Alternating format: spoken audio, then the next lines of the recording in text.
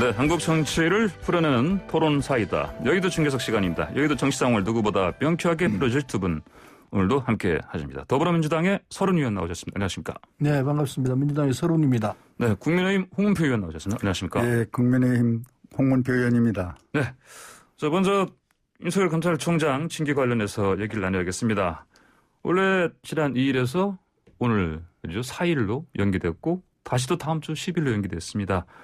자, 추미애 장관이 절차적 권리를 보장하겠다 이런 얘기를 했는데 일단 뭐 어쨌든 전체적으로 숨고르게 들어갔다 이렇게 볼 수 있겠는데 이 연기 결정 각 당별로 어떻게 보는지 궁금합니다. 먼저 서른님께서 말씀 주시겠습니까? 네. 그 윤석열 총장 쪽에서 이 방어권 등등을 위해서 연기를 요청을 했죠. 예. 요청을 했기 때문에 그걸 이제 추미애 장관 측에서 받아들였죠. 받아들여서 충분한 방어권을 행사해라. 예. 이런 취지로 우리가 봐야 될 것 같고, 이 대통령께서 그 지시사항이라고 그래가지고, 예. 대통령 지시사항이라고 해서 딱 꼽아가지고, 이 검찰총장 징계 문제에 있어서는, 예. 절차적 정당성, 이게 대단히 중요하다. 예. 그리고 공정성이 담보돼야 된다. 이 부분이 이 지적이 되었기 때문에 예. 윤석열 총장 쪽에서 일단 연기를 요청했던 사안이기 때문에 10일까지 연기를 한 것으로 이해를 합니다. 예. 자, 홍표 의원께서는 뭐 추미애 장관에게 기대 걸 것은 저희는 없다고 봅니다. 이미 뭐 막 가고 있는 그런 상황이기 때문에. 그런데 다행히도 어제 저녁 늦게와 오늘 언론을 통해서 알고 있는데 대통령께서 절차적 정당성 그리고 공정성 그리고 법치적인 그런 그 절차의 순서를 좀 한번 챙겨봐라 하는 말씀이 있었던 것은 예. 아마 10일 연기였는데 큰 영향을 미친 것 같고 상당히 저는 다행이라고 생각이 듭니다. 예. 뭐 아시는 바와 같이 현직 전직 법을 전문으로 하는 법원이나 또는 그 감찰위원 전원이 이 반대를 했었던 일이었고 또 법조인들 중에서도 특히 뭐 고기영 법무부 차관이라든지 1, 2 차관, 차장검사 또 그 2천여 명의 뭐 법학 교수나 전문가들 또 심지어는 참여연대나 대한변호사협회 같은 데서도 이 대통령이 지적한 절차성, 정당성, 공정성 문제가 있다라는 그런 성명 발표와 또는 직을 걸고 사표를 냈었던 이런 엄청난 파급 효과가 있었지 않습니까? 그런데 다행히 대통령의 이와 같은 지침이 저는 좋은 결과가 나올 수 있지 않겠냐 하는 기대를 걸어보고 예. 마지막으로는 이 추 장관께서 국민을 이기는 정치를 지금 해보려고 저렇게 참 있는 없는 모든 것을 동원해서 저렇게 종횡무진 저러고 있는데 저는 대통령께서 늦게라도 이제 국민을 섬기는 정치를 좀 해주셔가지고 지금의 이 문제를 좀 잘 수습하고 정리를 이 대통령밖에 할 사람이 없습니다. 이렇게 해서 이제 어려운 경제라든지 코로나 문제도 잘 좀 연말 안에 수습하는 그런 대통령의 모습으로 가졌으면은 좋겠다 이런 말씀을 좀 드리고 싶습니다. 저는 뭐 그 점에 대해서는 견해를 좀 달리합니다. 검찰 개혁이라는 이 점이 참으로 어려운 문제구나. 노무현 대통령이 돌아가시도 했지만은 검찰 개혁을 하자고 한 부분은 역대 뭐 지금 국민의힘조차도 검찰 개혁하자고 그랬습니다. 오래된 사안입니다. 검찰들이 얼마나 불공정하고 자기들 마음대로 무소불위로 권력을 누리면서 이렇게 해왔다라는 게 뭐 누구든지 다 알고 있는 사실이었기 때문에 검찰 개혁이 최대 화두입니다. 우리가 민주국가라고 하지만은 아직도 마무리 안 된 부분이 검찰 부분에 있습니다. 검찰이 누리고 있는 이 무소불위의 권한을 정리하지 않으면은 대한민국이 정말 민주국가로 간다고 할 수 있느냐? 저는 거기에 대해서 동의합니다. 그래서 검찰 개혁이 필요한데 검찰이 자기들 힘을 빼기 위해서 이 정부가 나섰다. 추미애 장관을 유시한 정부가 나섰다 그래서 온 힘으로 저항하고 있다고 생각합니다. 뭐 어떻게 보면 당연하다고 생각할 수 있죠. 자기 권한을 뺏어간다고 그러니까. 그래서 나타나는 현상인데 그러나 아무리 그렇더라도 절차와 과정은 정당해야 되는데 예. 이 과정에서 약간의 불찰이 있었다고 생각합니다. 그래서 대통령께서 그런 부분을 지적했던 것 같고 그러나 저는 그렇게 생각합니다. 사필 규정이라고 생각합니다. 반드시 이런 바른 방향으로 돌아간다 생각하기 때문에 이 검찰개혁은 아니할 수 없다고 생각하고 반드시 될 것이라고 생각합니다. 지금 뭐 그 얘기 뭐 별로 저와 다른 게 없는데 대통령의 절차적 문제, 정당성 문제, 공정성 문제, 법치성 문제는 이 검찰개혁의 기본입니다. 바로 이걸 무시하면서 검찰개혁을 하라는 건 아니거든요. 그래서 주의당도 마찬가지고 저 개인적으로도 검찰은 개혁이 돼야 됩니다. 예. 되는데 어떤 원칙이냐. 방금 얘기한 그 세 가지, 네 가지 원칙을 지키면서 검찰 개혁을 하라는 거거든요. 예. 그래서 대통령께서도 늦게나마 그런 것을 지침을 줘서 연기가 돼서 그 안에 또 뭐 적당한 그 검토를 했습니다마는 참 저는 다행스러라고 생각하는 거는 이 검찰 개혁도 원칙이 있어야 하는 거거든요. 예. 네.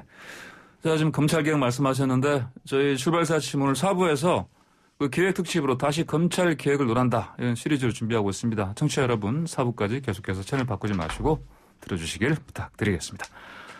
자, 그 추미애 법무부 장관이 자신의 페이스북 SNS에다가 노무현 전 대통령을 언급하면서 자, 누구도 건드리지 못하는 무서운 집단이 되어버렸다. 이러면서 검찰을 비판했습니다. 이게 또 정치권에서 논란입니다. 추미애 장관이 올린 이 얘기요. 이게 이제 왜 갑자기 이런 얘기를 또 올렸을까요? 예, 아까 제가 예. 말씀드린 게 뭐 연장에 있다 예. 생각할 수 있겠는데 예. 아무리 어렵고 힘들어도 네. 검찰 개혁의 소임을 다 해내겠다. 네. 이런 뭐 이제 표현으로 봐야 될 것 같고 네. 이번 사태 본질은요. 검찰 개혁인데 검찰 개혁은 검찰 개혁을 저지하겠다는 정치 검찰들의 일테면은 저항이라고 이렇게 볼 수 있습니다. 이게 본질이라고 봐요. 네. 저는 그렇게 봅니다. 이 모든 권력은 국민으로부터 나옵니다. 모든 권력은 국민으로부터 나오는 건데, 예. 근데 검찰은 민주적 통제를 지금 받고 있지 않습니다. 그게 문제입니다. 그러다 보니까 무소불위 권력을 휘두르고 검찰권을 남용해 왔습니다. 뭐 누구든지 알고 있는 사실입니다. 그래서 짜무치기 수사하고 인권 침해하고 피의자 사실 공포하고 표적 수사 등등 이 하루 이틀 문제 아니면 수십 년간 피해가 누적되어 온 겁니다.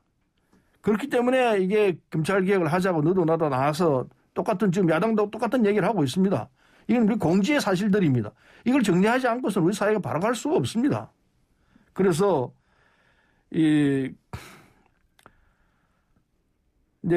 그런 상황에서 검찰이 제대로 된 검찰이라면 검찰이 앞장서서 개혁하겠다고 나서야 되는데 예. 지금 그러지 못하고 검찰은 힘으로 뭉쳐가지고 이 흐름에 대해서 저항하고 있다고 보여집니다. 예, 추미애 법무장관이 이제 그 페이스북에 올린 이 발언은 이제 검찰 개혁이라는 그 본질을 향해서 지금 뭐 정치 검찰들의 저항에도 불구하고 헤쳐나가겠다 이런 의지를 뭐 다시 한번 밝힌 것으로 봐야겠다 이런 말씀이신 거죠? 네. 분명합니다. 예. 저는 이 추미애 장관이 뜬금없이 노무현 대통령을 인용해서 예. 지금 편히 쉬고 있는 분을 다시 또 이 추운 지금 정치 현장에 끌어내서 자기가 잘못한 것을 많이 무슨 동정이나 받고 덮으려는 식으로 이런 제스처를 얄팍하게 쓰는 것은 이 국민을 속이는 겁니다. 추 장관이 여러분들 다 아시다시피 노무현 대통령을 탄핵하는 주도적인 인물이었잖아요. 그런데 어떻게 그 영전에서 그분을 인용해서 무슨 검찰이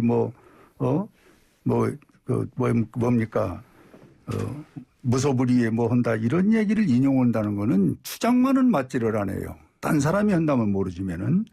그래서 저는 이렇게 노무현 대통령까지 인용해서 하는 것은 그분의 지금 늦게라도 참 미안한 생각이 있다면은 딴 어떤 정치적 행동을 해야지 여기다 노무현 대통령을 또 끄서 이 정치판에서 뭔가 동정을 받기 위해서 그러는 것은 노무현 대통령뿐만 아닙니다. 이낙연 대표의 이 부실장했던 사람이 가서 자살을 했습니다. 이 얘기를 들어보세요. 그래서 어제 이렇게 정도의 어떤 정치를 좀 늦게라도 해주길 바라는데 자기 잘못을 노무현 대통령 지금 편히 쉬고 있는 분을 또 끌어내서 그걸 인용해서 정치판에 같이 흔들려고 하는 거는 저는 이 주장관이야말로 참말로 추원 정치를 하고 있다. 그래서 저는 이 검찰의 개혁은 당연히 해야 됩니다. 그런데 원칙을 갖고 하자는 것이지 그리고 제도를 바꾸는 게 검찰의 개혁이지 사람을 찍어내는 게 검찰 개혁은 아니거든요. 그래서 저는 이 추장관이 노무현 대통령을 언급한 것은 시기적이나 또 개인이 본인적으로 뒤돌아보면은 맞지 않는 그런 정치적 행위를 했다 이렇게 생각합니다. 네, 홍표 의원께서는 이제 추미애 장관의 노무현 전 대통령을 언급할 자격이 없다. 그리고 이 뭐 이제 동정을 살려는 얄팍한 제스처 이렇게 평가하셨고요. 제도를 바꿔야 되지 사람을 찍어내는 게 아니다. 본질이 이런 말씀이셨습니다. 그래서 제도를 바꾸기 위해서 공수처를 지금 발족시키려고 하고 있는데 국민의힘이 그 제도 바꾸는데 동의를 했습니까? 안 하고 있잖아요. 그 제도 이유는 한 얘기를 하고 있습니까? 제도도 바꾸지 못하게 하고 그리고 제도를 바꾸기 위해서 그 구조를 들여다보니까 검찰총장이 누물이 있으면서 검찰과 야당이 힘을 합쳐가지고 제도를 바꾸지 못하게 하고 있는 이 상황에서 어떻게 제도 운운하면서 얘기를 하고 하실 수 있습니까? 자, 그 제도 문제를 내가 이야기를 한 것은 이 대한민국 검찰을 개인적인 감정보다는 제도적으로 바꿔서 그래도 대한민국 국민이 신뢰할 수 있는 검찰로 가야 된다는 것이 원론의 얘기고 지금 말씀하신 이 공수처 문제는 오늘 여기 별개의 문제인데 지금 검찰이 갖고 있는 기소권, 수사권을 다 갖고 있기 때문에 검찰이 지금 상당한 뭐라고 그럴까 좀 일방적인 어떤 수사와 권력을 행포한다는 것인데 그거를 공수처에서 다 갖고 가잖아요. 검찰이 하고 있는 행태는요. 이래서 저는 이 공수처가 갖고 있는 기능을 누군가가 감독할 수 있는 기능이 없어요. 그러면 이번에 위원장 선임하는 데만 해도 7대 6으로 되어 있는 것을 그걸 야당과 협상이 안 된다고 그래서 또 법을 고쳐서 또 공수처를 또 무용지물로 만들고 일방적인 공수처는 안 된다는 거거든요. 근데 뭐 공수처 출범을 못하게 국민의힘이 방해해왔지 않습니까? 아니, 방해하는 게 어디가 있어요. 잠깐만요. 절차를 밟는 중이지 지금. 공수처는 일단 두더치고 검찰이 하는 행태는요. 노무현 대통령부터 해서 조국 장관 그리고 지금 현재 이루고 있는 이낙연 대표의 이 실장, 이부 실장 여기까지 똑같은 행태로 흐르고 있습니다. 자, 그렇게 하나도 변한 게 없어요. 강론을 갖다가 여기다가 대입하는 건 안 맞고. 강론이 아니에요. 내용이 여기 똑같은 건 오늘의 아니겠습니까? 주제를 얘기를 했어요. 네, 잠깐 좀 가라앉히겠습니다. 자, 지금 여의도 중계석 서른 더불어민주당 의원과 홍문표 국민의힘 의원과 함께 토론하고 있는데요. 자, 방송 들으시면서 의견 주실 분들은 샵 0945번 50원 유료 문자로 보내주시기 바랍니다. 유튜브에서 YTN 라디오 검색하시면 보이는 라디오로도 함께 하실 수 있습니다. 자, 방금 서른 의원께서 어제 이낙연 대표의 핵심 하실 측근 참모였죠. 이분이 극단적인 선택을 한 것으로 지금 전해지고 있습니다. 이런 상황 나온 것도 좀 충격적인데요. 왜 이런 상황이 나왔을까요? 똑같아. 예. 예. 서른 검찰이 아시는 분일 텐데. 검찰이 지나치게 참으로 지나치게 잔인하게 이 상황을 파헤치고 있어요. 예. 그래서 이런 결과가 나왔다고 저는 알고 있습니다. 어쨌든 검찰의 행태는 하나도 안 바뀌었어요. 노무현 대통령 그 시절이나 지금이나 하나도 바뀐 게 없이. 네, 알겠습니다. 자, 이낙연 우리 대표의 측근이 참 이런 선택 헌데 대해서는 참 진심으로 유감된 그런 생각을 갖고 있고요. 예. 저는 여기 대해서 사연은 뭐 깊이 모릅니다만 언론 지상 보도만 본다면은 이 옵티머스 사건에 상당히 깊이 연루가 돼서 그래서 이낙연 대표에까지 그런 어떤 영향을 주었다.